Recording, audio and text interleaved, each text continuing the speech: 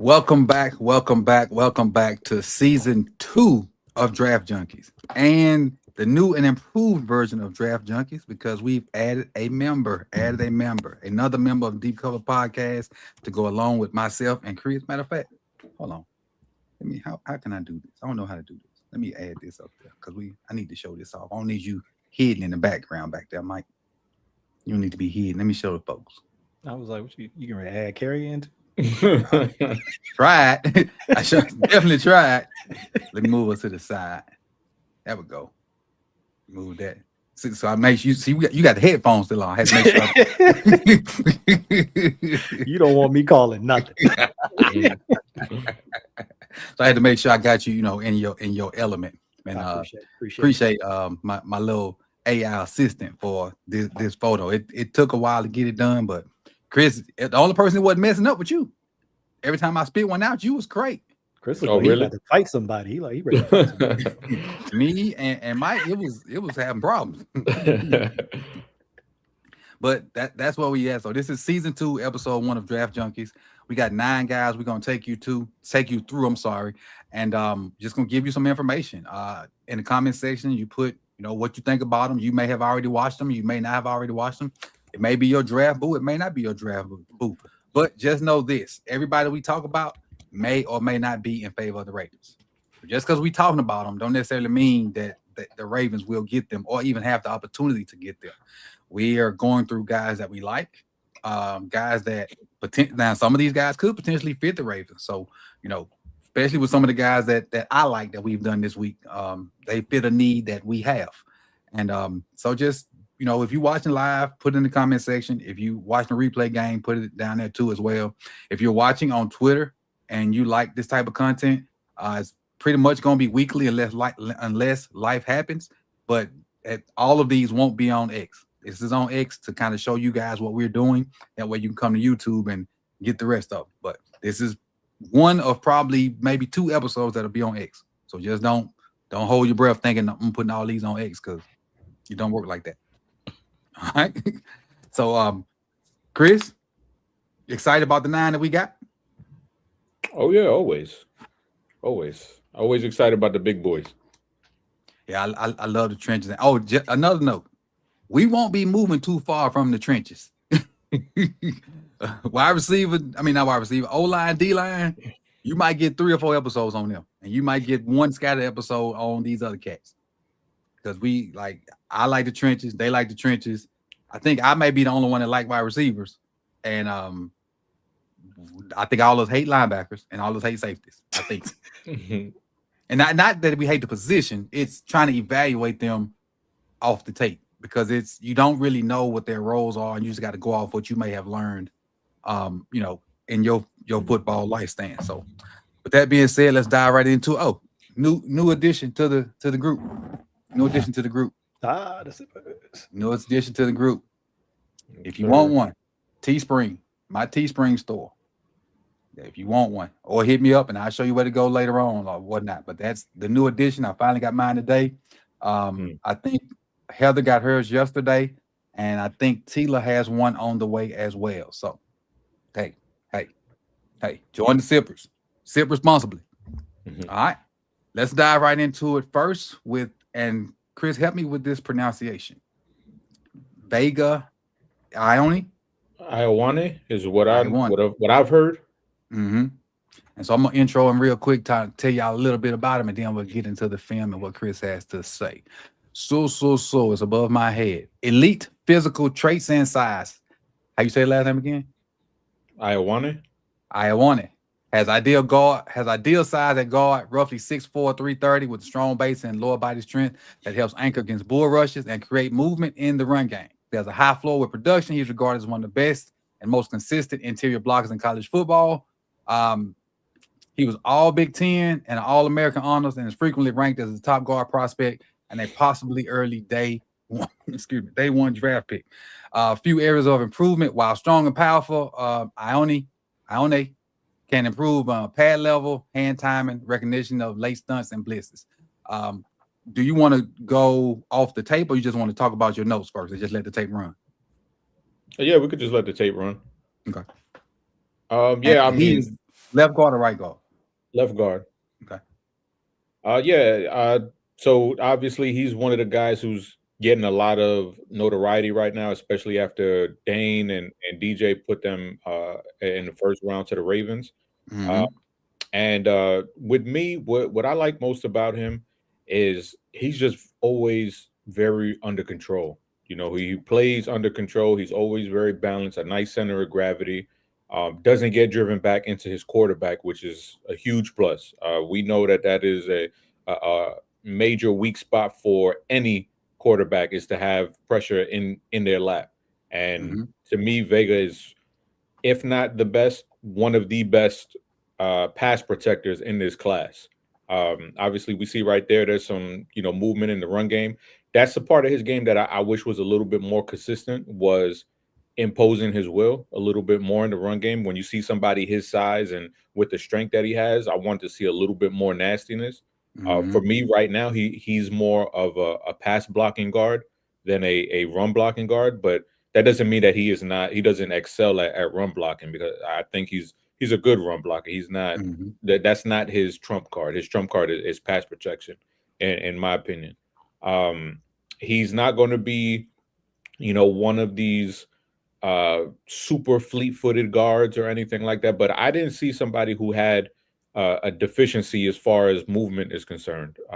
He's not going to be who's a guard who moves like crazy. Moves good or bad? Who moves well, who moves really well. Let's just say like a Zach. The boy from the Colts. The boy from the Colts. Yeah, right. We could say Quentin Nelson. He's not going to be like that, but it's not going to be something that's going to hurt his game, I don't believe, as far as the foot speed is concerned, because like I said, I do see him play under control and with a very, very good base. And he's just, I like the way he uses his hands. His feet always like work in conjunction with his hands. So I like somebody who plays under control that way. And I think, just compare, because when I look at draft prospects, I like to compare them to draft prospects the year prior. And if Tyler Booker, who was a better run blocker in my opinion than Ioni, he's a better run blocker. He went at 13 last year to the Cowboys. Yep. For me, Ioni is a better pass blocker than Tyler Booker was, and I would have Ioni higher than I had Tyler Booker last year. So I think he's definitely worthy of having that pick 14 attached to his name. I don't think it's a reach at all, because I think at the end of the day, he could be, if not the best, top 3 offensive lineman in this class. But for my money, I would say he's probably 2 out of any lineman in this class. So I'm a big fan of his. Mike? Yeah, just watching some of these clips, and I know when I first asked about joining y'all, like, how do y'all do this? You say, well, we pick players and then we talk about them, but we try not to look at the other person's players before we do the show. So this is really my first watch. I mean, I've seen little things here and there like from TV, but this is kind of my first watch seeing like all 22 version. And hold on, Mike. My bad. The teacher gave you some bad directions. What you mean? Because you supposed to look at them. We just supposed to compare notes. Oh, my bad. Well, hey, listen. The one thing that jumps out, I'm watching him right now. The one thing that jumps out is something that Chris said early on. Might have been one of the first things he said was a control. Just the way that he moves, his movement is very controlled. He looks like he's on balance. In the clips that I've seen that have been playing up on the screen, you don't see him looking, out of balance or out of control. Because that's going to happen from time to time, right? Where you're going to get in some bad body positions and some bad, blocking situations, and you got to try to recover and get yourself into a good position. And the control that he's showing and the balance, he's not having to get out of those positions and get back into a good position. He's pretty much able to stay in a controlled, balanced position. And I like how square he stays too. Right. Just watching some of his past pro reps, because to me, that's kind of a underrated thing about how guys will turn too soon or turn too far, particularly in pass protection. That's kind of the focus there. Open that gate. Yeah, and it's like, you know what? A lot of your problems, I think, can be solved by staying square. When you make the rusher come to you, right? You get to your set point, you get to your landmark, and you make them come to you, because defensive linemen, they practice beating you when you make a mistake, right? They're trying to force you into a mistake, and so that they can take advantage of that. So if you can be more controlled, if you can get to where you want to get to and stay square, then you're not giving them anything to take advantage of. So that's kind of, even though I didn't do the homework, that's kind of what I saw just in these clips, is just somebody who seems to be very controlled, very on balance, and like, look, now I'm going to make you bring the fight to me, right? You got to come to me. Or, you know, if he wants to jump set or quick set somebody, sometimes he can start the fight too, but he's not somebody who's overly reactive in those clips to what rushers are doing. He's kind of dictating. Before I found my way of work, I do actually have like my own notes on Ioni. And it's crazy how we don't talk about these, like we don't talk about the prospects before we come on. Some of the same stuff that those got that y'all just said, I got here in these notes. I watched 4 games. I watched Penn State, Ohio State, Indiana, and Clemson. And my very first line is, he leaves a lot to be desired in the run game. But it's crazy because he does stuff technically right, but he just don't get the results that I feel like he should. And to explain that, it's like he takes the right steps, his hands in the right spot. He just ain't moving people like I feel like he should in the run game. But then when you look at his passing game, it stays square. Feet are always square. Hands are constantly working to keep the defender off, and his feet really does a good job of mirroring the defensive line guys in pass pro. The only people he have problems with is really athletic blitzing linebackers. But that probably just ain't a him problem. I'm 315 and he 215 or whatever. So that's an athletic, genetic situation. But like Chris said earlier, pass pro, that joker got dancing bare feet. He do lead, and I watched the hard games. For him, I didn't watch any of his cupcake games. Indiana, Clemson, Ohio State, Penn State. I'm sorry, not Penn State. Indiana, Clemson. I think Indiana twice. No, who Indiana played twice? That was Oregon. So never mind. I'm thinking about somebody else we're gonna talk about later on, Oregon. But yes, for him, I loved him at guard. I don't know if I'm 14-ish love him, but because I in my mind I got 2 guards already on the team in my mind. Especially if we go on wide zone stuff. That's for another day.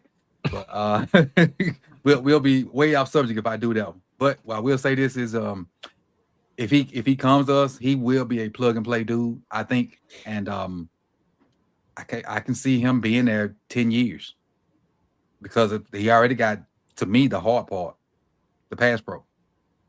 You can teach them the run game stuff and with little tricks to kind of move guys. And if he playing guard, he won't have a lot of blocks by himself. And especially if he's a good puller with good feet, he can make that work. But pass pro, sometimes you either got there or you don't. I think it's easier to coach run game than it is pass pro. And they got a good teacher coming in. I don't know if it's official yet. Yeah. I don't know if the Dwayne Lefford hire is official, but by all accounts, he is one of the better offensive line coaches, the better teachers in the league. So yeah, if you need, some assistance in the run game, you probably can't ask for a much better guy. Right. I did a video on him today at lunch. Where I used a little whiteboard stuff and added a couple plays from with him with Atlanta. He had 4 offensive linemen in the top 100 as far as just on run block grades.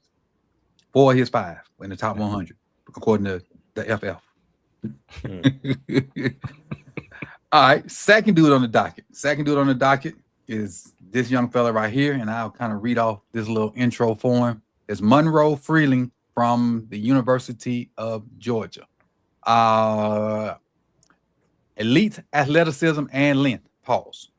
Freeling possesses rare mobility and agility for a 6'7", 315-pound tackle with long arms and excellent mirror ability.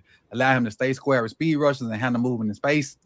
Run game and getting to the second level. He shows explosiveness off the snap, good footwork, and ability to climb to the second level and finish blocks effectively. Traits that will work well in zone blocking schemes. Chris, take it away. Monroe Freeling. Yeah, so this is actually the last guy that I watched because I wasn't sure if he was going back to school or not. And then when he finally decided, I think it was last week or 2 weeks ago that he decided to go in, I was like, all right, let me watch this dude. And I was pleasantly surprised. I didn't have any real expectations going into it. So I went in, with fresh eyes, and I liked what I saw. Obviously, to me, the guide to watching Monroe Freeling and appreciating his game is you have to watch it in chronological order. So I started with the Texas game, and I was like, ooh. Okay. Then I went with the Auburn game, and I was like, okay.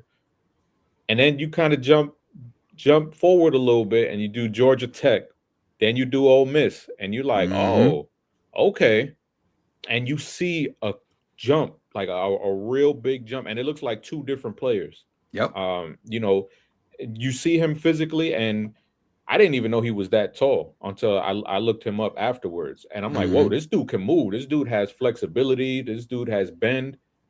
He can recover very well. He has all the tools needed to be a top flight left tackle in the league. Now, the problem with him is between the ears and strength. Right now, he just doesn't have enough reps where you can be comfortable and say, all right, you're our starting left tackle, and that's it. We just set it and forget it. Kind of like Ioni. If you draft Ioni, he's coming in day one and he's going to be your left guard. With Freeling, it's like, yeah, this dude, it might take a little bit for him to get on the field. He might not just come out the gate and be a starter. But that's not what you're drafting him for. You're not drafting him to come out and be a, day one lockdown type of dude. If you're drafting him, you're drafting him with the idea of 2-3 years down the line, this guy could be our Christian Darrisaw type of dude. Because when Darrisaw came into the league, he had some, hiccups and it was a little bit rough in the beginning.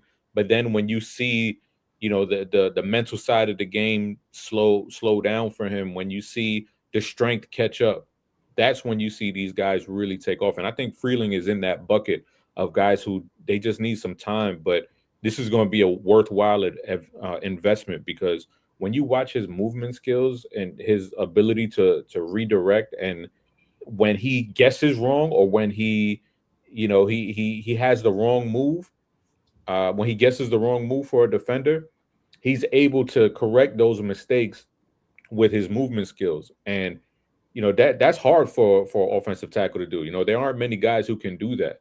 Now it's just that other side of the game catching up to him. And I do think we had this conversation last year about Josh Simmons, where I said Josh Simmons, if I were the Ravens, I would draft Josh Simmons and have him be the left guard and then left tackle of the future.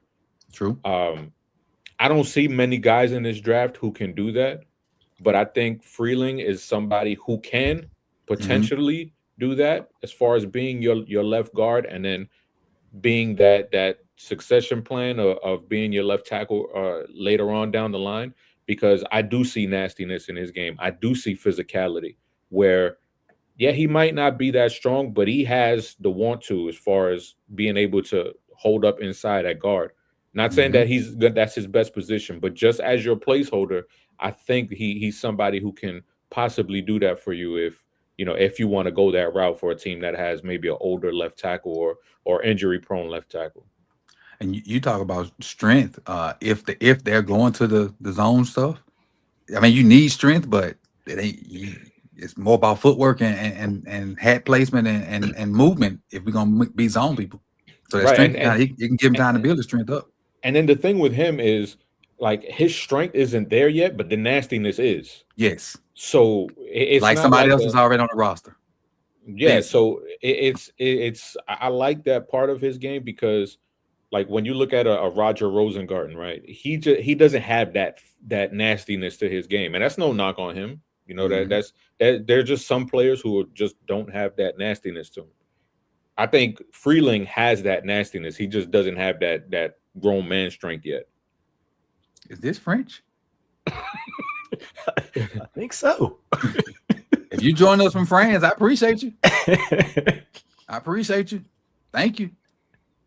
Thank you. You know, again, I didn't do the homework. Watching we'll let those, it roll back again while you know, go ahead. watching those clips, you know who he kind of reminds me of? Just my first glance at, he kind of reminds me of Colton Miller when he was at UCLA. He's another tall dude, good athleticism for a guy that size, and you can definitely see the tools. Like Chris said, I mean, he just looks the part, right? You look around the league and you look at tackles in the NFL, and his body looks like, you know, an NFL tackle. Now, you know, the strength part, so many guys come into the league that way, right? On the offensive line, who, you know, they need to get stronger in a couple different areas. So he wouldn't be the first guy that needs that. But like you said, you can see the tools even in spite of the inexperience. And so I think when I think about Colton Miller, and people may say, Colton Miller, the Raiders, man, Raiders some trash. But if you watch Colton Miller, Colton Miller actually has really turned into a pretty solid tackle in the league. And so, you know, now that I'm thinking about it, though, with Ledford, I wonder if he could be, well, no, I think the guys that he had down there were higher picks and kind of more, you know, already. Yeah, he did have some first rounders because they was like, trash for a minute. I was thinking about like Jake Matthews, but Jake Matthews is probably kind of already a little bit more put together coming into the league. But, you know, again, when you start thinking about what Chris said about somebody who can be developed and, you know, maybe he's not all the way there year one, but, you know, year two, year three with development, you know, you could really have something. I keep coming back to the teacher. When you've got that kind of teacher in your building, sometimes you're willing to you know, take guys like this because you're like, hey, we know we got somebody who could develop them. I mean, think about the other, you know, really good teachers, Bill Callahan, Jeff Stoutland, and you've seen so many stories of them taking guys who were raw or inexperienced and developed them. I mean, of course, Jordan Mailata might be like the most extreme example of that, having never played football before. But when you have confidence in that teacher and he's got demonstrated ability that he really can develop guys, sometimes, you know, these guys might get a little bit of a boost up on your board because of how you really feel like you can develop them. One thing about him that I really do like, and this might be one of the plays right here. That redirection. Nice. That is nice for a guy 6'7". And the thing about it is, I like how he gets on the hip, then has the wherewithal to go, you know, and attack the backer. That's because you stay on the hip until the backer comes. And the fact that he can do that at the tackle spot and do it so well on the hip. Now on 44 redirect, watch him redirect. Bam. That's crazy. That's it right there. Yep. And see, the thing with him too is he's so young and he's so green, is that there's times where he'll take out his own guy. He'll take out his own guy and the defender. And that's just being overzealous. And you know, the more you go through his tape and the more you progress through it, you see him be more accurate, be a little bit more in control with where he's going and his aiming points. Those first two games you mentioned, though, too, for somebody who maybe doesn't have a ton of experience to start out. You said Texas and Auburn. Auburn, who has two good pass rushers. Yeah, I was gonna say Texas. You go see Colin Simmons. You have to deal with him, and then Auburn, what you got? Keldrick Falk and I can't. I know about Ron Crawford. Okay. So coming out the box, going up against some rushers like that is gonna be tough for anybody, but particularly if you know you're maybe a little bit more inexperienced. But yeah, you love to see guys get better throughout the season. And to me, that's a trait that I think a lot of scouts don't factor in, that this guy can learn, and he learns on the fly. If he got that much better from game 1 to game 5 or 6, because you can, like Chris said, it almost looked like a different person. Like when I was watching them first couple games, I'm like, we might be wasting our time with this cat. And then, you know, like Chris said, I have the same thought process. So let me go a little further on down the line and see how he played. And you saw a different individual. So I like him. I like most of these guys we did. I don't think it's one person that I really don't like. But we, you know, in that thing.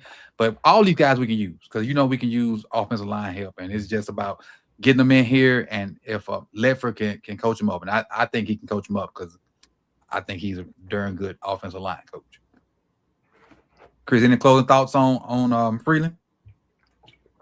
Yeah, I think as far as projection is concerned, I think he could be a guy that's like mid first, because this is not a really strong or top heavy offensive tackle class. So I think he'll get that bump up, and he might. I mean, teams might, you know, see the vision with him and be like, this is a guy who, if he comes out next year, he might be a top 10 pick. So if we could get him at pick 19, 20, let's pull the trigger now.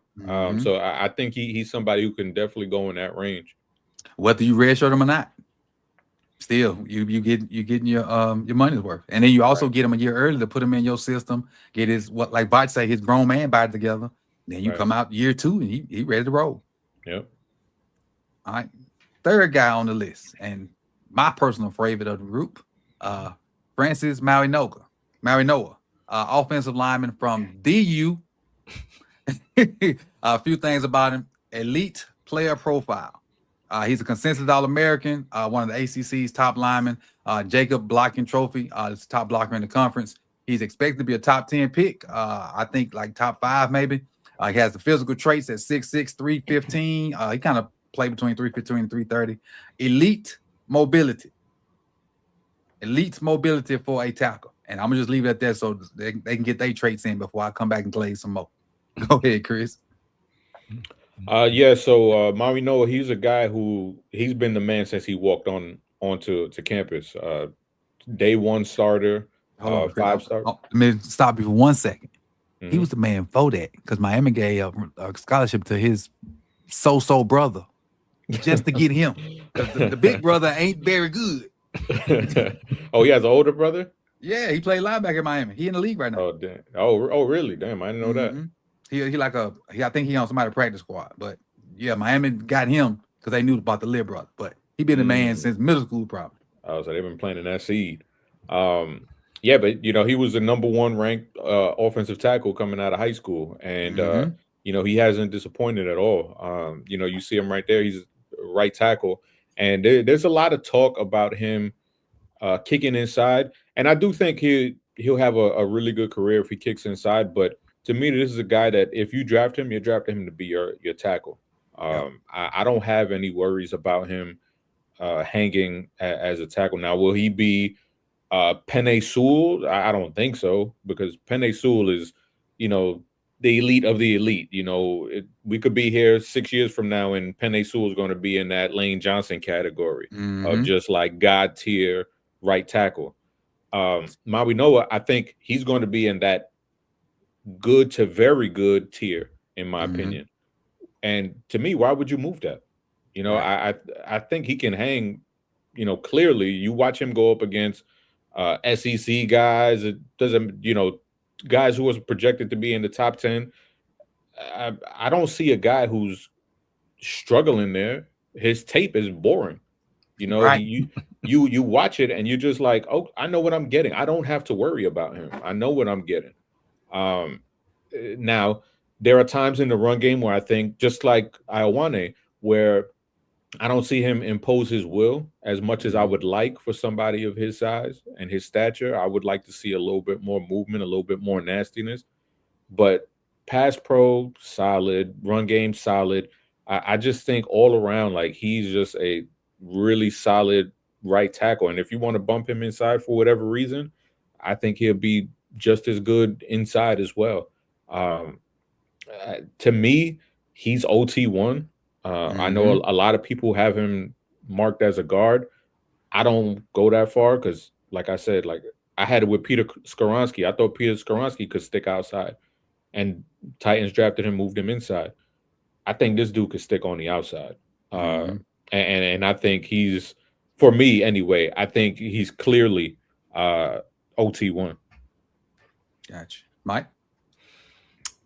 Let me ask you though, because looking at him, to me, he moves like a guard. He does. So I wonder, is it something where you say, okay, he can stick at tackle, he can play tackle, and he'd be a good tackle, but would he be a very good guard? I think he'd be a all what's the only real postseason All-pro? award not? I think he'd be an all pro guard and he'll be a Pro Bowl tackle. But being a Pro Bowl tackle is more lucrative than being an all pro guard. No question. No question. So yeah, because just watching these clips, I don't see anything that shows, okay, no, this guy has to kick inside. He's not going to be able to survive at the NFL level at tackle. I don't see anything to that extent. It's just, Chris will tell you, because we've talked about players for years. Sometimes I see certain players and I'm just like, you know what? This is what this player looks like to me. Doesn't mean that's what he is, because I'm wrong way more than I'm right. But he's got the build. Obviously, I mean, you look at him and you say, okay, yeah, he's kind of got that frame. But the way that he moves, it just says guard to me. But so somebody posed a question. They say, move like a guard, please explain. Before I let Mike explain that, I'm gonna tell you body type wise why he looked like a guard. See if I can get to the beginning of a play. All right, so his lower half, most guards have a lot thicker lower half than tackles. Most tackles probably could go play power forward in the NFL. Most guards, they got that pause, fat butt, thighs, so they can anchor versus ones and threes and zeros. As far as move like a guard, explain, Mike. Okay, so to me, and this is something I've tried to really think about a lot, is so if you're talking about athleticism and you look at the way a tackle moves and displays their athleticism versus a guard, both are athletic. It's a different position, so it's like not Freeling. Like when, yeah, exactly. So it's not like when you say that you're saying, oh, he moves like a guard, that means he's less athletic than a tackle. It's a different type of athleticism. So you're not playing in as much space, right, when you're playing inside at guard. And so everything happens faster inside. So your hand quickness, your foot quickness, you're not having to travel as far. So the athleticism looks different than it does at tackle, right? When you see tackles that have to set out wide, have to set back deep, it's going to look different because they're covering more ground. But it's not a matter of, oh, he's not athletic. It's a different type of athleticism. So it's a hard thing for me to always put into words. But like I was just saying with Chris, sometimes I see stuff and I'm just like, that's what that looks like to me. This is a total different position, but we had this issue with Zay and JSN. I couldn't put into words what it was with JSN. I was just like, something is different. He moves differently.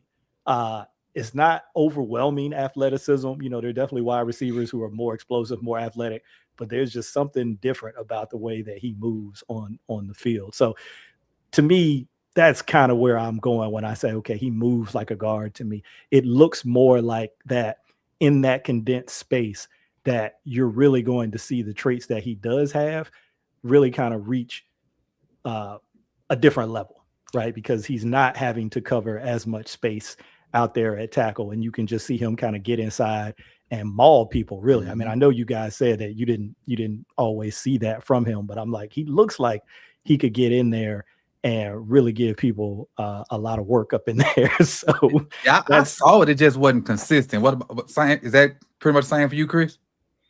Yeah, I was expecting him to be throwing people out, or at least burying people in the dirt, and you really don't see that consistently from him.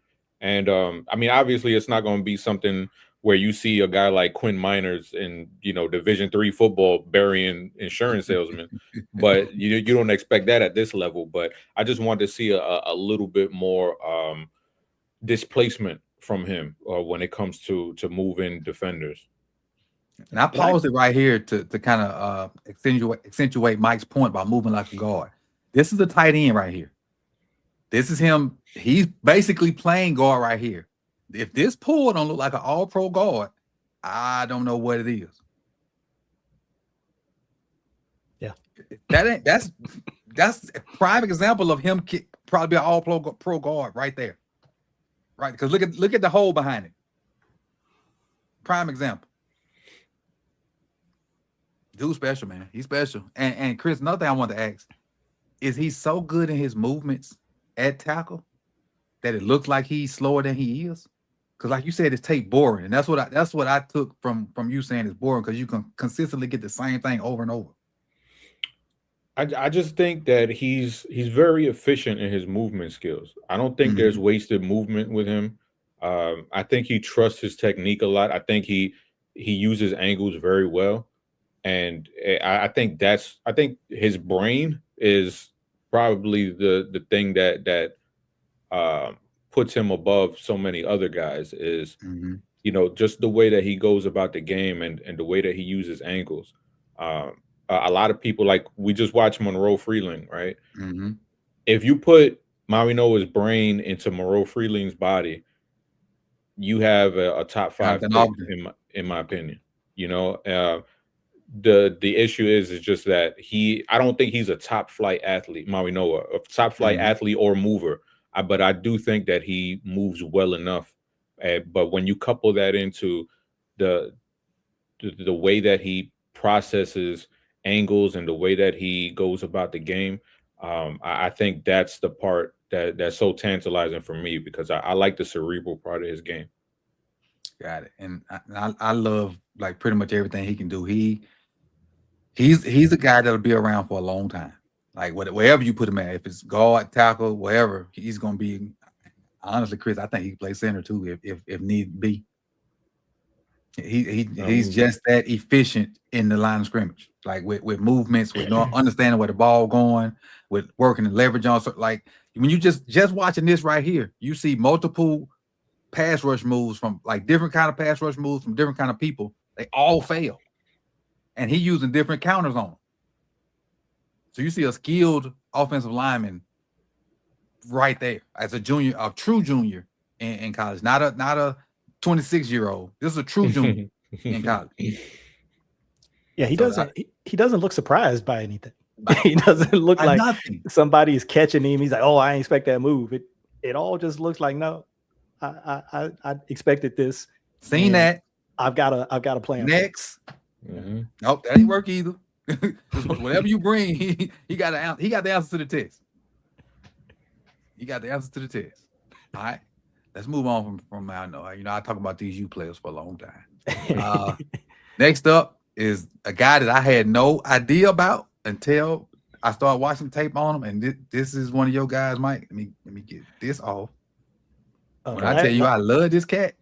Last thing I say about Mauigoa, I would love to see him in practice going up against Bang. Oh yeah, as a door. Oh yes, I would love. Yes, and that's probably part of the reason why he's so good. Yeah, because he's dealing with him.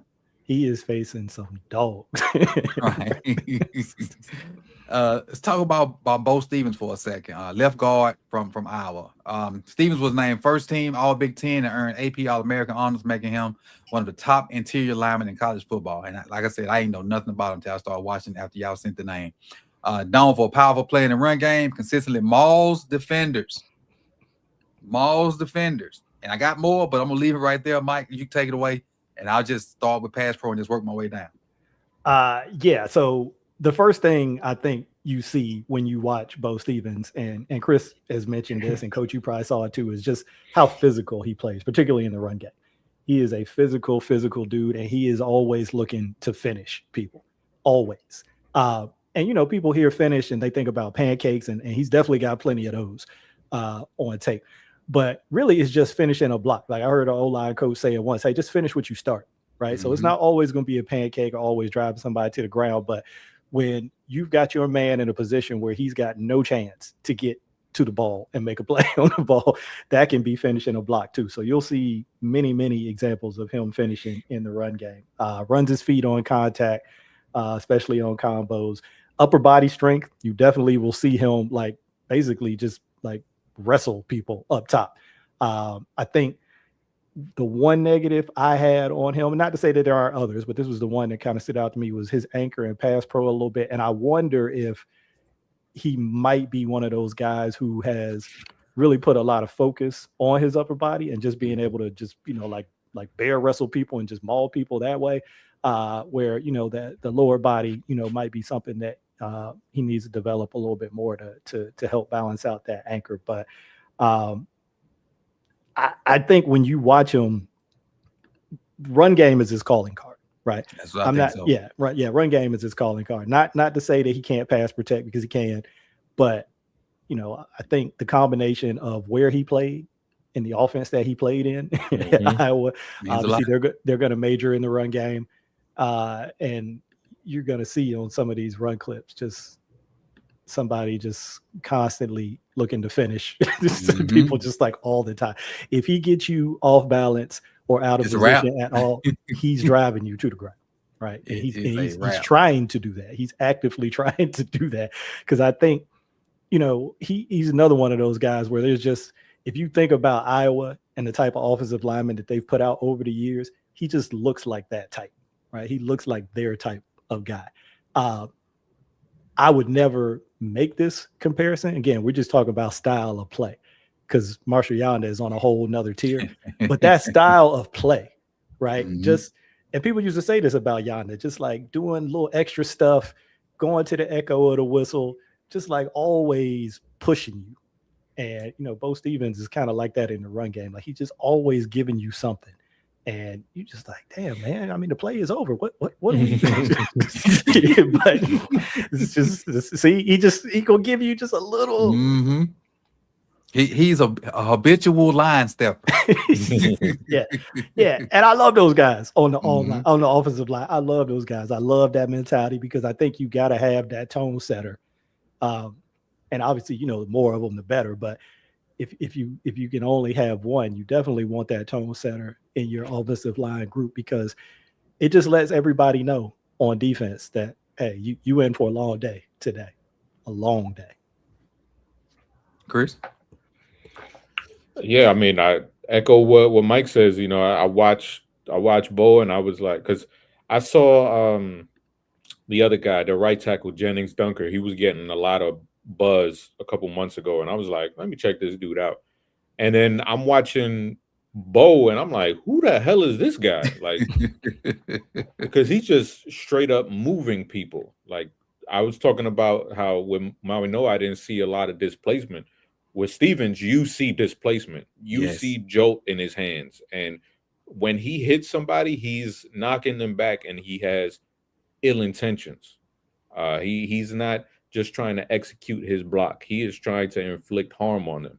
And I love that part of his game. Any guard who can play like that, you got to place in my heart. Now, he isn't the most agile in space. I think he'll look clunky. The reactionary skills, when he has to make a block in space, that could be a little bit scary. But if you just keep this dude in a phone booth and you just say, hey, like, this is one of those guys where, when the Ravens need a 4th and 1 and you need the O-line to move somebody, this is a guy who can execute that and move some people, throw some people out of the club if you need them to. And there's a place in the NFL and on every offensive line for a guy like this. He just comes in with the attitude. The attitude that I'm going, what watching him feels like, Mike and Chris. Remember when Tyler Booker got drafted and he did that interview with he liked watching the run blocking and watching the soul come from the defender if they get tired. That's what I saw with Bo. Yeah, like he is trying to beat you every play. Like, he ain't just trying to win the rep. He trying to destroy you everywhere. And do he lose some of them? Yeah. But the effort is there the entire game. From snap 1 to snap 60. He's trying to get after it. Yeah, he's trying to take something from you. He's definitely trying to take something from you. Like you said, it's not just about doing his job and making his block. Of course, that's first and foremost. But he's trying to take something from you. He's trying to leave that impression where this guy's an a-hole, right? That's what he wants you thinking about him after every block. This guy's an a-hole. There ain't no need for him to be doing all this extra stuff. But to me, I'm like, I think that's a plus to have that mindset on the offensive line. Because again, like I said, it sets a tone. It sets a tone. You see him on this team. One. Just like you talking about mess with people. Watch what he do to this dude, even to play over with. Back blocking. Just And him in 99 had a couple of runs here at the end of this game where Stevens was pulling and 99 got him once, and then he came back and he got 99, and they were going back and forth for a little bit, but he doesn't have no turn down. There's no turn down. Okay? You might get him, but he coming back at you. Watch these and I was telling you guys last night, I think he's the most physical run blocker in this draft so far from the guys that I watched, and I know I said it to you guys last night too, where I wonder if this guy gets some run on the inside, kind of similar to Cooper Beebe, where Beebe was a guard and he played some tackle, and then when he gets to the NFL, they're like, all right, you're going to be our center, and despite some injuries here and there, he's been a hell of a player, and I think somebody like Bo could be on that same type of trajectory because physically he doesn't have the measurables that you want when it comes to a guard. I forgot what I saw his arm length was, but it was a little T-Rex-ish. So that might be the move for him. But if you can get a physical center like this dude, that man, you could wreck some stuff. All right. Next guy. Oh, I'm in the wrong place. All right, we'll go Austin. No, he's not next. Emmanuel Pregnon. I hope I said that right. From Oregon. Pregnon did not allow a sack in 2025. Gave up very few pressures. He was very reliable and technically sound in his pass blocking ability, and many teams covered him as a day one pick. I got some more notes, but what I really want to say about him before I let these guys take over is his movement skills at that size really, really, really impressed me. And I, if your guys don't say some of the things I got down here for him, I'll jump in at the end. But Mike, go ahead and start with. And he's another one of those guys, similar to what Chris was saying about Freeling, who got better to me, not just during the season, but I watched him back over the summer, his 24 tape when he was at USC. And then seeing him from then to now at Oregon, I think you see a guy who's gotten better, a guy who plays with more consistent physicality. He's still not going to be, he's not on Bo Stevens level, but that physicality was a little inconsistent on the USC games that I watched, but definitely more consistent at Oregon. One of the things that I like the best about him is, and this is something I stole from Jim McNally, like old school offensive line coach, he plays long. If you watch Pregnon, he's always playing long, and he's always trying to use his hands, use his arm length. Very active hands, will use them independently, almost like a boxer, throwing jab, with one hand and then clamping with the other hand. So I liked his hand usage. He has a really wide base in pass pro, which I think can get him in trouble sometimes because it can be hard to recover and to react against counter moves when your feet aren't that wide. But it certainly serves him well in terms of being able to anchor with a base that wide. Surprising to me, just again going from USC to Oregon, it wasn't bad at USC, but I think it took another level, is his awareness and pass protection. You watch games and stunts, and he sees that stuff so cleanly and is able to really help out his buddies on either side, either his tackle or his center, because of how early he sees things and how quick he is to react to it. So that kind of stood out to me. And he flashed a little bit more fire in the run game than what I saw at USC. Again, not on Bo Stevens level. He's not putting guys in the ground like every other play. But Max Llewellyn, He put Max inside on that one. Didn't He put Max. He just took him and threw him inside. I had to stop because I'm like, how did he get inside so fast? Yeah, he just took him and threw him inside. And Max Llewellyn is I know we're not talking about defensive or edge players, but he's a guy that's kind of on my list as somebody to maybe go back and take a look at. But Pregnon, I came away, not that I didn't dislike him when I watched him at USC in 24. I kind of was just like, I need to see more. I'm not really sure how I feel. But I came away from the Oregon tape really liking him. So that was a good thing. Yeah, I was doing some of that with my phone. So you go see crazy stuff. You go hear crazy stuff in the background. But yeah, I really liked his game overall. Chris? Yeah, Pregnon, he's one of my favorites in this draft. Just a very steady guy. I don't think, like Mike said, with Bo Stevens, what his trump card is. With Emmanuel Pregnon, I think he just does everything across the board well. He's very steady and does things very well. I thought he was very patient in pass pro. In the run game, he's not going to be moving people, throwing people out of the club, but that's not a guard's main goal. Hold on that every play, time. Coach. Not to interrupt you, Chris. Hold on that play. I'll let Chris finish, but there's something on that play because it's going to look like, Lee Hunter just dogged him inside, but there's something I want people to see. All right, go ahead, Chris. You can mute it though. I want to see it now. Oh, you want to see it first? Okay. So watch his eyes. He a left tackle, right? No, he's a guard. He's left guard. Yeah. Right here. But watch his helmet. Watch where he looks. See where he's looking? Mm-hmm. Right. So he was expecting something. He was expecting a game right there. This is one of those things that Chris was hitting on. As you watch these games, you'll see things that sometimes get lost on a clip, right? Because you're watching the entire game and you're seeing how things are building, how things are progressing. Well, they were running that game, that little ET game on him, and I think he was looking for it there, and that's why I think he's got his eyes outside and he kind of loses Hunter inside. Again, no excuse, you got to do your job, but I think that's what kind of caught him on that play because I was like, you know what, he had been really, really sitting on that rush game up until this point, and then they kind of didn't send it. They lined up like they were going to run it, and then they didn't send it this time, but he was anticipating it and it caught him. So that can be the flip side sometime of really, being super aware about that stuff is sometimes, they can use that against you, but obviously you want somebody to have that awareness more often than not. It's like a team plays so many games that when they play you head up, you don't expect it. And that's kind of what it looks like here. Yeah. But yeah, any of these clips that come up, just mute them because there ain't no telling what I was watching on TV or what my kids was doing or what was going on. Yeah, that'd be me when I be cutting on my laptop. I be forgetting that it can hear whatever that I'm playing in the background.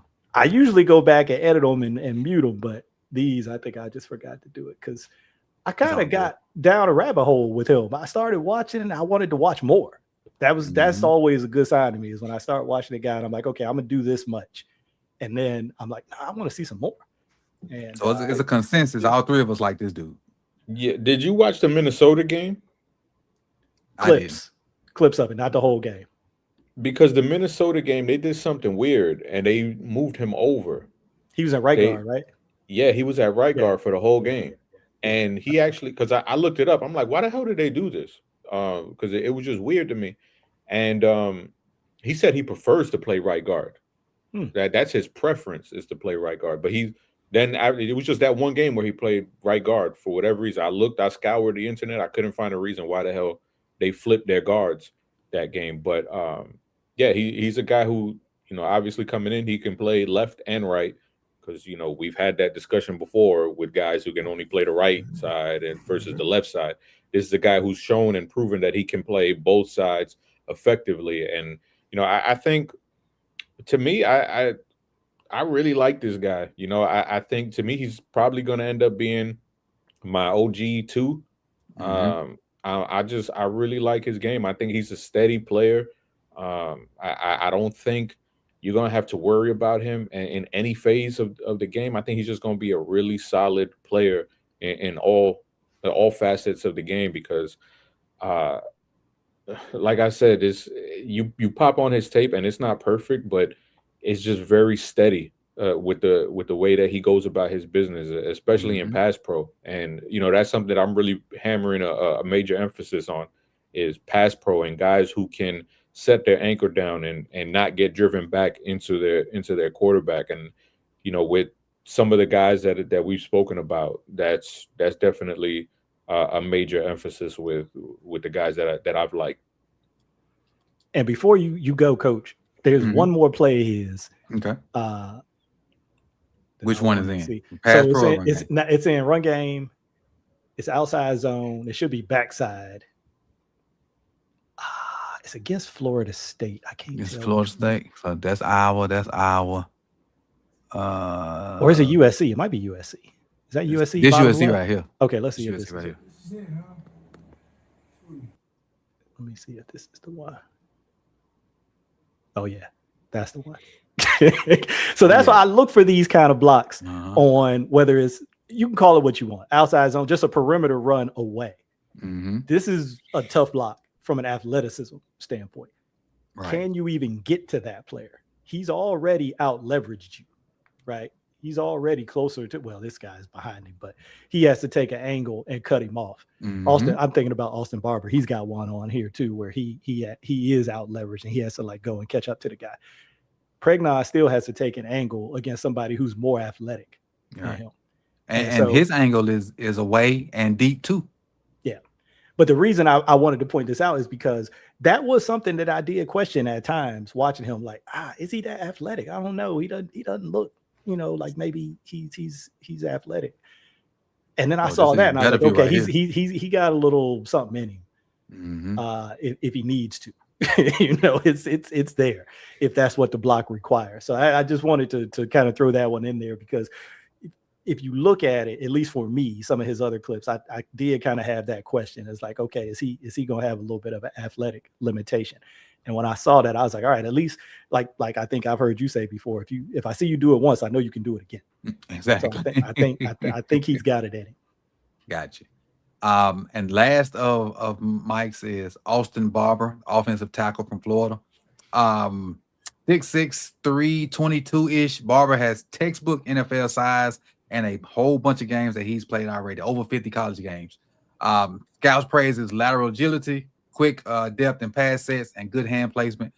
Again, I got some more notes that I compiled from other people, but my watching of Austin Barber, he'd be the last of the nine. He really just didn't do a lot of it for me. Maybe he can come in and be a project, but I didn't see a lot of stuff that I pulled because I wanted to see if other people, once I watched it, thought what I thought. So I pulled like some comments, and I feel like I'm in the minority on Austin Booker, but I'll let you go ahead with your evaluation of it, Mike. I might be there with you because I got more negatives in my notes than I have positives. Okay. And, I think the thing about him is you have a good sample size. Like you said, you talk about all the games that he played in the SEC versus a number of good rushers, right? So I think you get a really good sample size to come away with, okay, well, who is he? What is he as a player? And I'll just read some of the negatives real quick, and then I'll just tell you quick takeaway, or really all of my notes. So first thing, and you mentioned this, prototypical height from tackle position, solid awareness and pass pro, struggles to, and these two are kind of going to be the overall takeaway for me. Struggles to anchor versus NFL caliber prospects, struggle versus inside moves versus NFL caliber prospects. That was the key. When he went against guys who look like they're going to be contributors in the NFL, that level of prospect in terms of the pass rusher, he had a hard time with those guys almost every time that he went up against one of those guys. This case in point right here.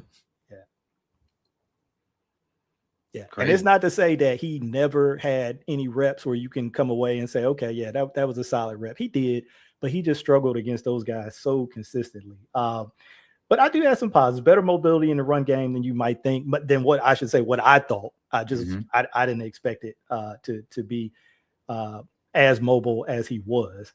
Hands a little late / inconsistent, allowing rushers into his chest. Hands and feet can look disconnected. Feet can get a little far behind the center of mass when trying to anchor. That was that very first clip you showed. You could see that he does that hop back and he gets his feet way back behind him, where I'm like, somebody's just gonna snatch you down on your face. Right.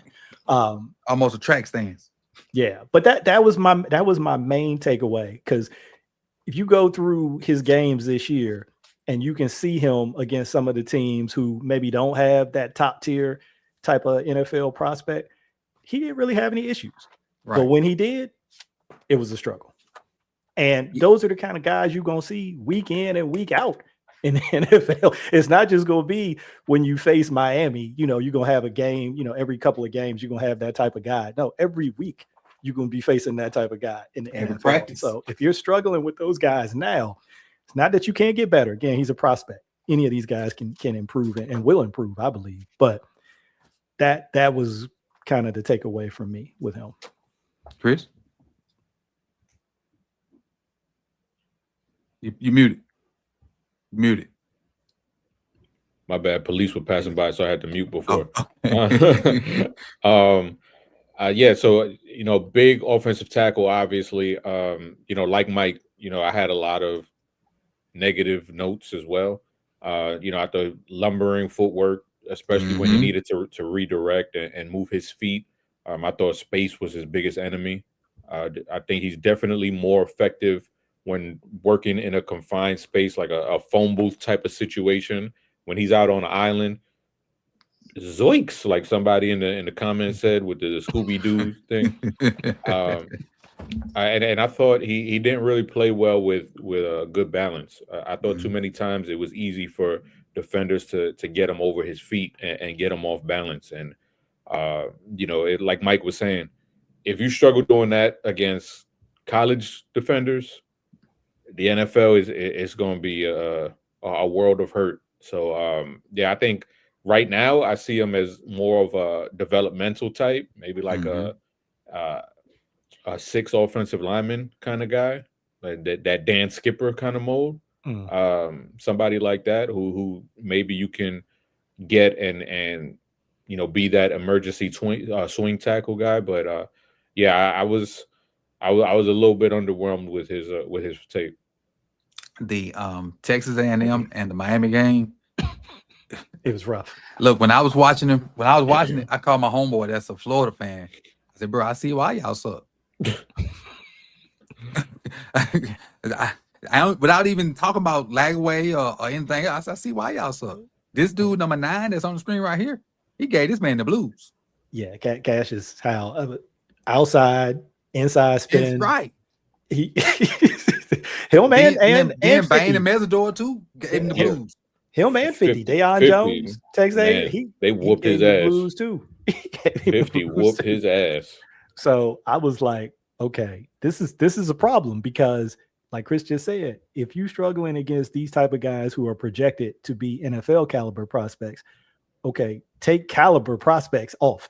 You will be facing NFL dudes every week. And and again, I don't want to be overly negative, because I always try to find what players can do. And I think he has some things that he can do, but he's going to need a lot of work on developing his toolbox and knowing when to use it.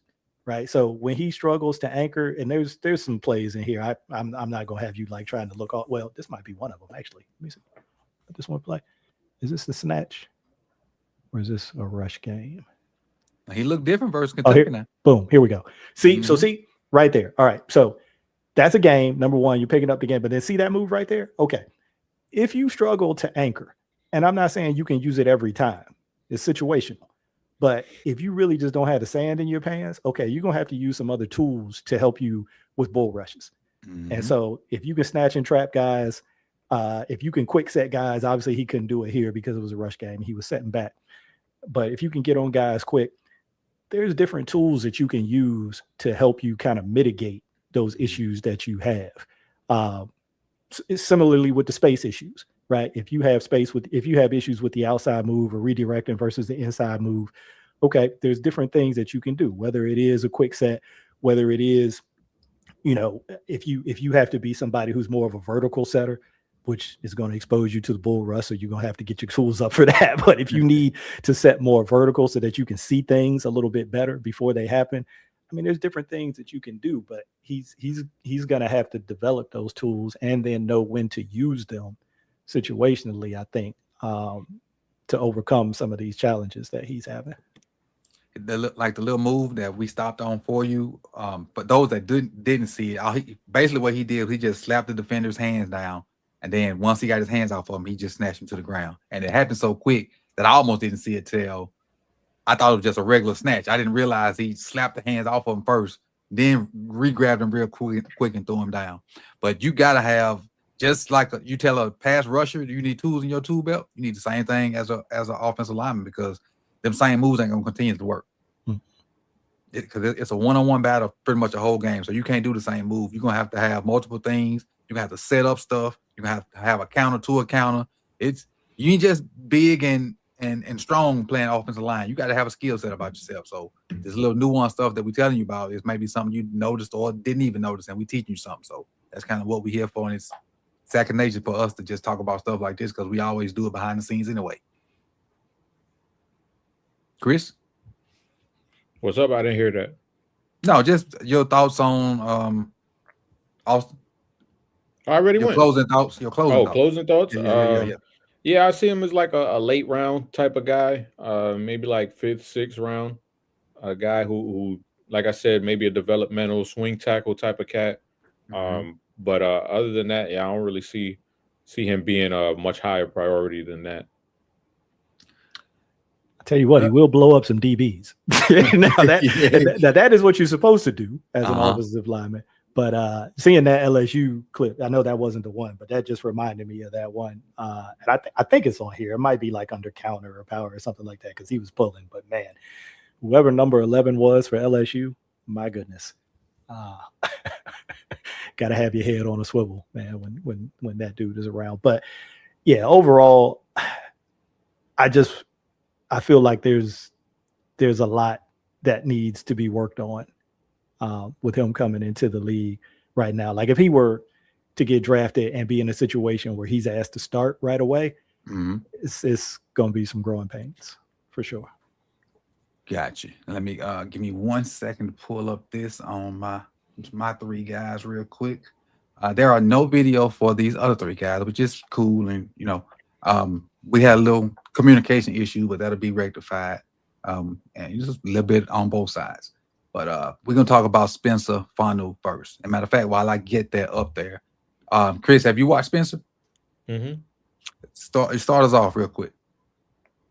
Yeah, so Spencer Fano, he was one of the first guys that I watched for this draft cycle period, because him and Francis Mauigoa, they were the 2 guys who were supposed to be head and shoulders above everyone in this class. So I was like, all right, let me get these cats out of the way. And Fano, once you start digging into his history, he has a crazy family, athletic family, where his brothers. I was just watching his brother at the Senior Bowl right now. His brother's a defensive lineman. He has a sister who plays basketball and college basketball. Uncle who played for the Bears. Another uncle who played for the Panthers. Another damn uncle who played for San Diego. Then he had another one who played for Seattle. So he comes from an NFL family and definitely an athletic background. I liked what I saw from him. I wasn't fully blown away by him. I have a hard time with his evaluation, because I think he wants to be a mauler in the run game. I do see that, but technical. Yeah, I don't see the. When you watch a running back who wants to be better in pass pro and who gives it his all in pass pro, I see that with him in the run game. And not to say that he's bad in the run game or anything like that, but he's just very light. Like, he looks very light, very slight, and I just wonder how much can he pack onto the frame that he already has.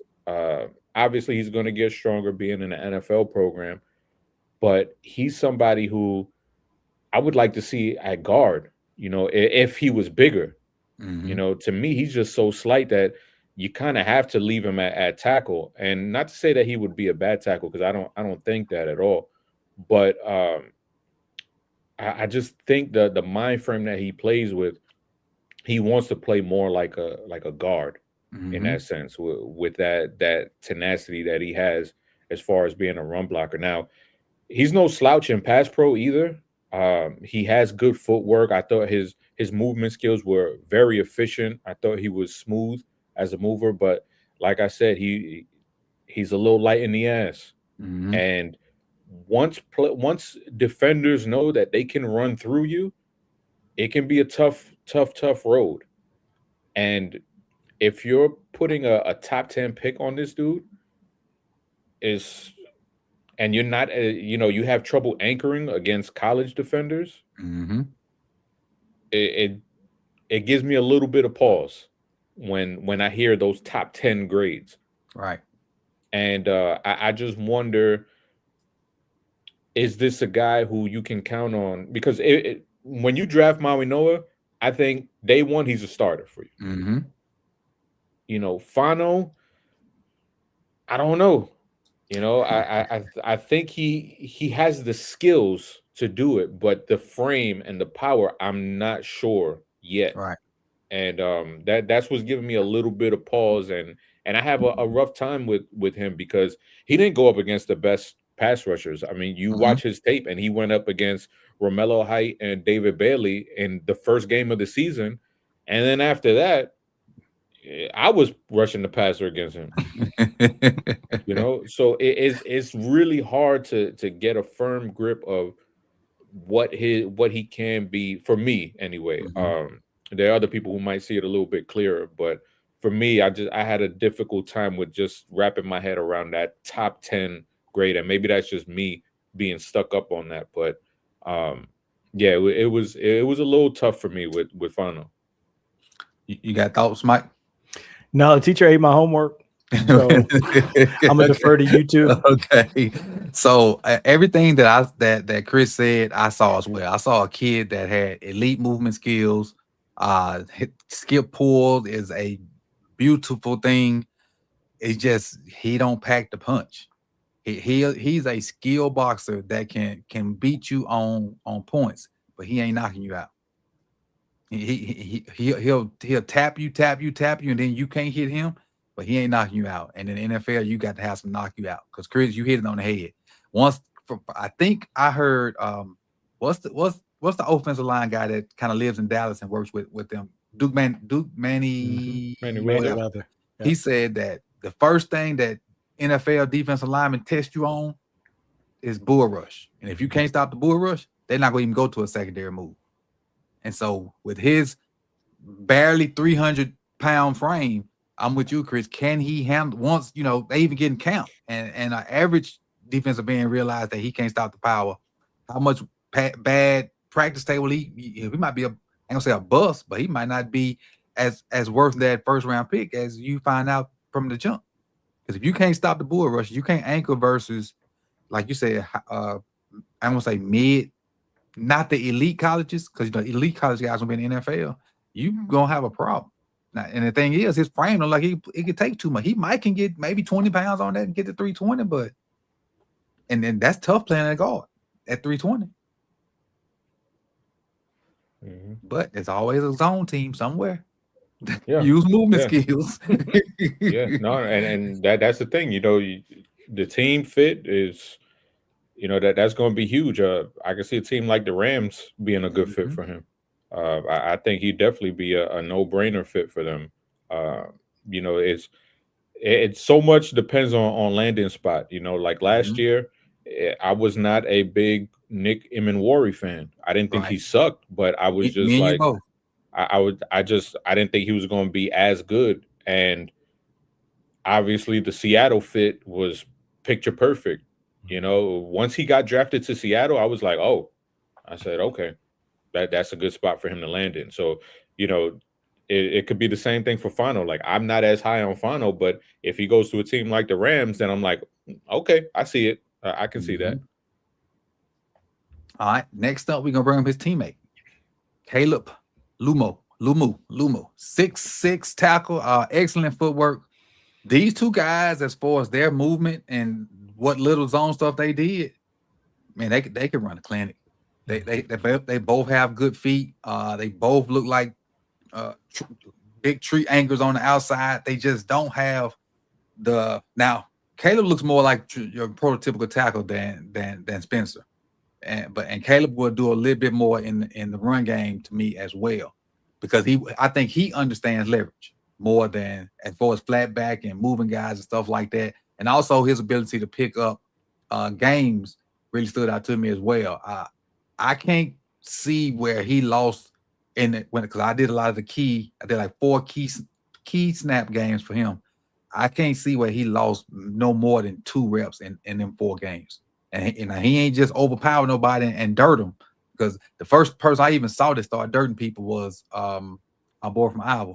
So and these 2 were the first 2 I watched, because everything I saw was the 2 Utah tackles. I'm like, well, these sons got to be good. Neither one of them blew me away, but I can't understand what people see in both of them, because of one, their best competition happened early, and then obviously, as you play in the season, you get better, and so we don't see their best versus the elite of college football, and that's why I'm kind of wondering, are they fool's gold or not? Did we lose Chris? I think we lost Chris. I see if he popped back in. Yeah, he jumped back in.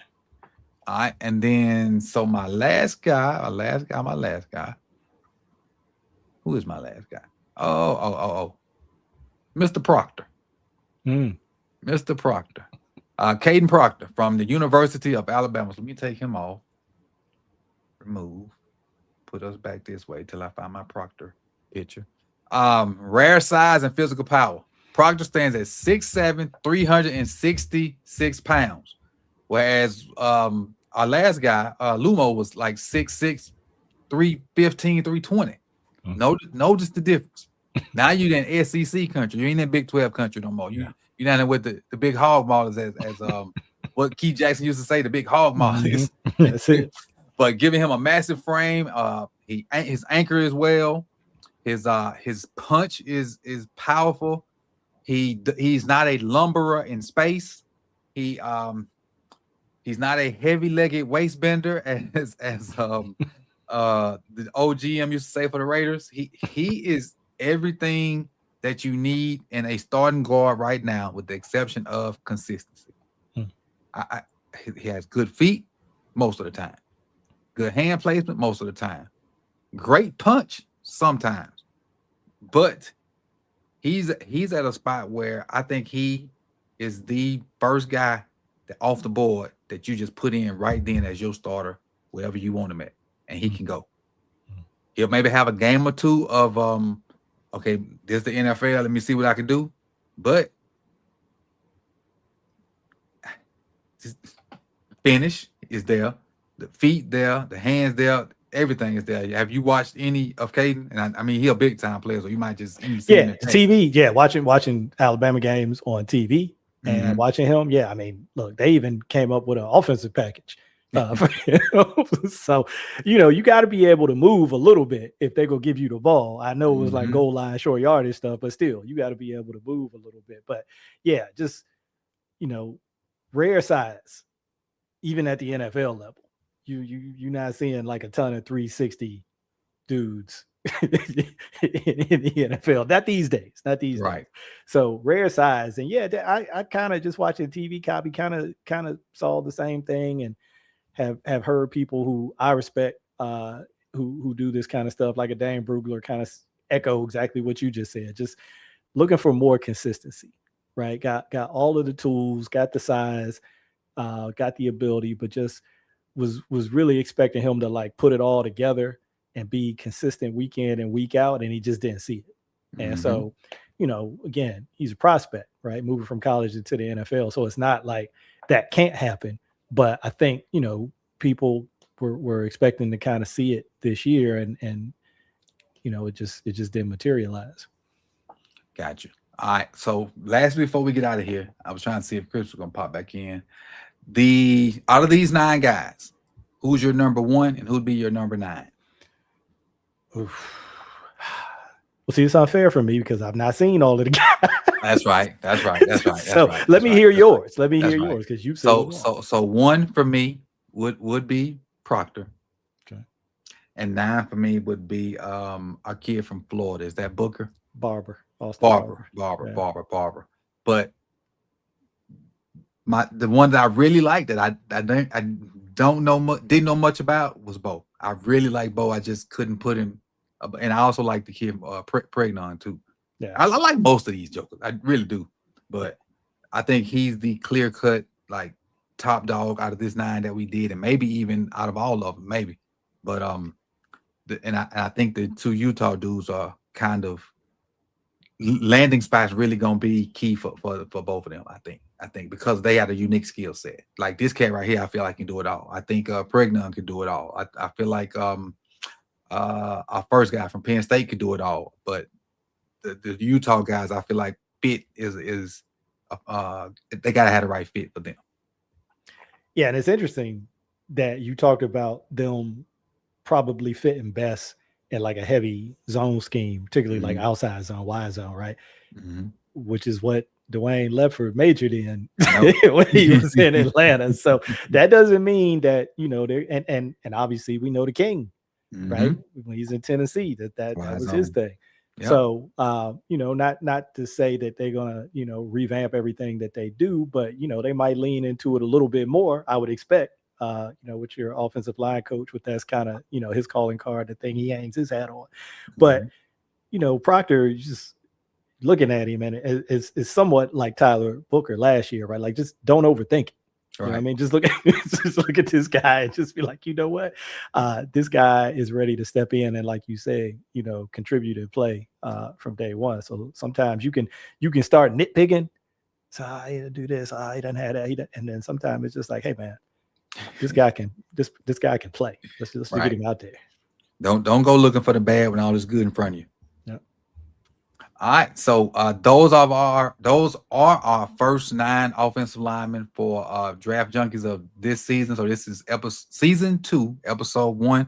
And I'll go ahead and tell you next time you see us, it's gonna be some more offensive linemen. So we go on offensive line again for a second week, and then we might switch over and do the flip side. But offensive line, I feel like is our biggest need.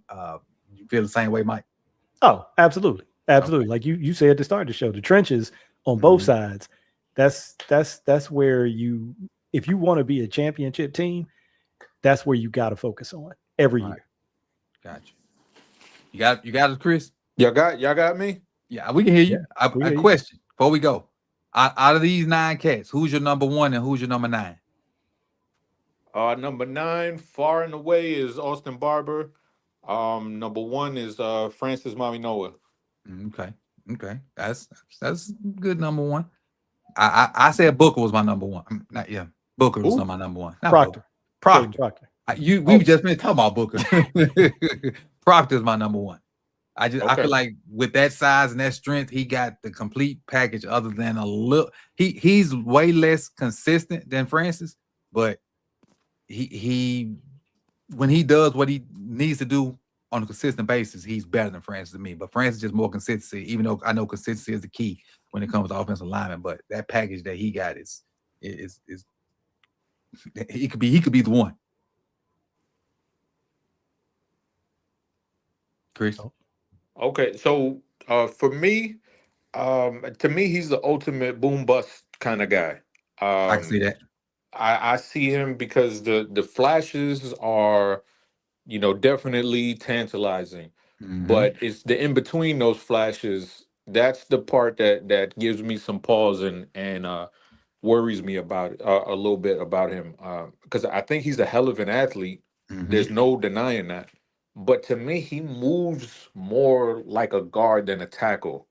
Like when you watch his kick step, it doesn't look like a tackle to me. To me, his movement skills look like a guard, and it feels weird saying that because he's a hell of an athlete. Right. But to you got that guard body too. He just doesn't look like a tackle to me when he's moving around. Now, again, just like we spoke about with Fano, this is a situation where it might be the fit could be something that takes him to the next level, because let's say if he gets with a Jeff Stoutland, and then it's like, oh, okay, all right, if he gets into that program or if he gets with the Lions, then Mm-hmm. it's like, oh, all right, yeah, that makes some sense. And what Chris means by that is they're going to run downhill. Yeah. That's what he means. Yeah. Yeah. And because if you ask him to move some people the hell out of the way, oh, he can do that. Mm-hmm. Because just physically, pure skills, he's the most he has the most God-given talent out of these guys, in my opinion. Yep. Just strength, his athleticism, I think he's the most talented one. But it's the in between the ears part for me that is something that I'm just I'm a little bit worried about with him. And he kind of gives me a little bit of that Makai Becton kind of Mm. vibes when it comes Good to comp. him. That's good. That's a Um, great comp. and that as we've seen with his NFL career, it can be either really really good or really really bad. And it to me, I have no clue where to put him as far as like a type of projection, Mhm. because he has top 15 skill level, as far as not skill level, he has top 15 build and God-given talent. But it's that other side of the game, like where I said about Mauigoa, where I don't think he's the most athletic dude, but in between the ears, that's the part that sets him apart. Mhm.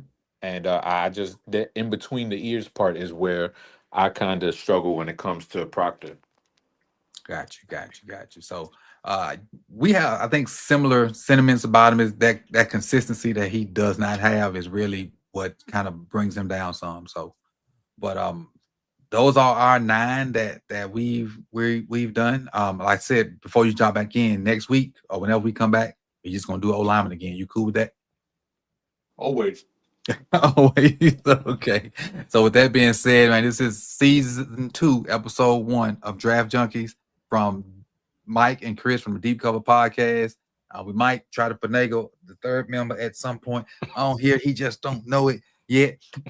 And me with Sip the Tally Films. This is Draft Junkies, and this is your intro to Draft Junkies. Remember, X people, X watchers, next week probably won't be on X, so come on over to the YouTube, Sip the Tally Films, and follow me over there so you can be here when we get this wealth of information for the weeks to come. And eventually we'll get to your favorite position. All right. With that being said, peace, y'all. Peace.